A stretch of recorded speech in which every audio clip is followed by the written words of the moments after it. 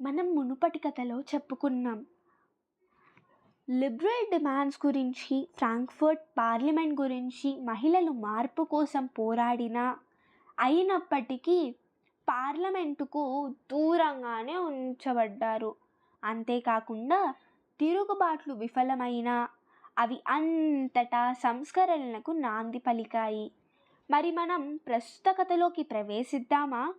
ఒకప్పుడు జర్మనీ దేశంలో అనేక చిన్న చిన్న కింగ్డమ్స్ అంటే రాజ్యాలు పజిల్ ముక్కల్లా విడివిడిగా ఉండేవి. ప్రతి ఒక్కదానికి వారి స్వంత ప్రిన్స్ పరిపాలించేవారు. ఈ ప్రాంతాలన్నిటిలో జర్మన్ మాట్లాడే ప్రజలే ఉన్నా ఇంకా ఒకే దేశంగా మారలేదు.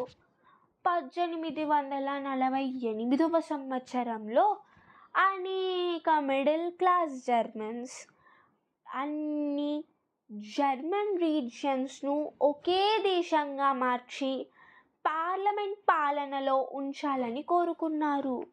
కానీ ప్రష్యాలోని రాజులు, ఆర్మీ మరియు పెద్ద భూస్వాములు, ప్రష్యాలో భూస్వాములను జుంకర్స్ అని పిలుస్తారు, వీరందరూ ఈ ఆలోచనలను ఆపివేశారు. ఈ సమయంలోనే ఒట్టో వాన్ బిస్మార్క్ అనే ఒక శక్తివంతమైన, తెలివైన, అలాగే గంభీరమైన వ్యక్తి ఒట్టో వాన్ బిస్మార్క్ మన కథలోకి అడుగుపెట్టారు. అతను కవి కాదు, నిరసనాధికారుడు కాదు, లేదా ఇంకేదో కాదు. ఆయన ప్రష్యాలో చీఫ్ మినిస్టర్. అంటే బలమైన జర్మన్ కింగ్డమ్స్లో ఒకదానికి ప్రధానమంత్రి. బిస్మార్క్ ఒక ప్లాన్ వేశాడు. ప్రష్యన్ ఆర్మీ మరియు గవర్నమెంట్ ఆఫీసర్స్తో కలిసి బలప్రయోగం ద్వారా జర్మన్ను ఏకం చేయాలి అని. బిస్మార్క్ జర్మన్ను 7 సంవత్సరాల్లో 3 యుద్ధాలలో నడిపించాడు. డెన్మార్క్తో యుద్ధం, జర్మన్ స్పీకింగ్ ల్యాండ్స్ను తిరిగి పొందడానికి. ఆస్ట్రియాతో యుద్ధం, ఇది జర్మన్ స్టేట్స్పై ఆస్ట్రియా వారి ఆధిపత్యాన్ని తొలగించడానికి. ఫ్రాన్స్తో యుద్ధం, యూరోప్ను ఆశ్చర్యపరిచిన తుది పోరాటం. అయితే మనకి ఇంకా ఆశ్చర్యం కలిగించే విషయం ఏమిటంటే ఈ అన్ని యుద్ధాలు ప్రష్యానే గెలిచింది. అయితే 1871వ సంవత్సరం జనవరిలో చల్లటి ఉదయాన్నే ఫ్రాన్స్లోని అద్భుతమైన ప్యాలెస్ ఆఫ్ వెర్సైల్స్లో ఈ ఘటన జరిగింది.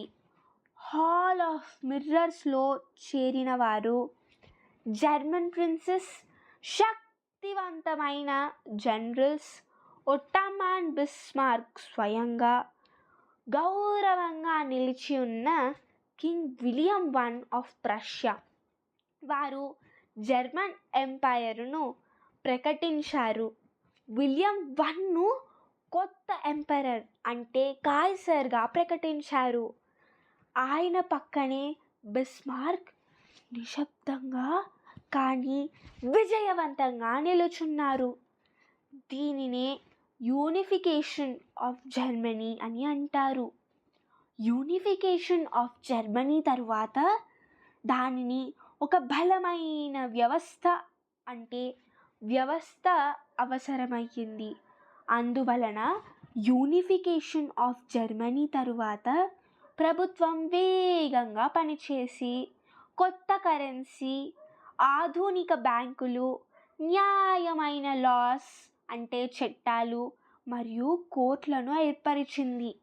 మిగతా జర్మన్ రీజియన్స్ చాలా వరకు ప్రష్యా ఉపయోగించిన నియమాలు మరియు వ్యవస్థలని అనుసరించాయి. ఈ విధంగా జర్మన్ యూనిఫికేషన్ చోటు చేసుకుంది. ఈ వీడియో కనుక మీకు నచ్చితే లైక్ చేయండి. ఒకవేళ నచ్చకపోతే డిస్లైక్ చేసి ఎందుకు నచ్చలేదు అనేది కామెంట్ చేయండి. అలాగే మీకు ఎవరైనా 10th క్లాస్కి తెలిసిన విద్యార్థులు ఉంటే వారికి ఈ వీడియో షేర్ చేయండి. ఎందుకంటే వారికి కూడా ఇది వారి పాఠాలను కథలలాగా అర్థం చేసుకోవడానికి ఉపయోగపడుతుంది. అంతేకాకుండా ఒకవేళ మీకు ఇంకా దీంట్లోనే పేర్లు అవి గుర్తుకు లేకపోతే ఇంకొక 2-3 సార్లు వినండి. దాంతో మీకు ఇంకా బాగా గుర్తుంటుంది. మీకు ఈ కథ యొక్క పీడిఎఫ్ కావాలి అంటే మీ కాంటాక్ట్తో పాటు కామెంట్ చేయండి. అప్పుడు మేము ఇది మీకు షేర్ చేయగలం.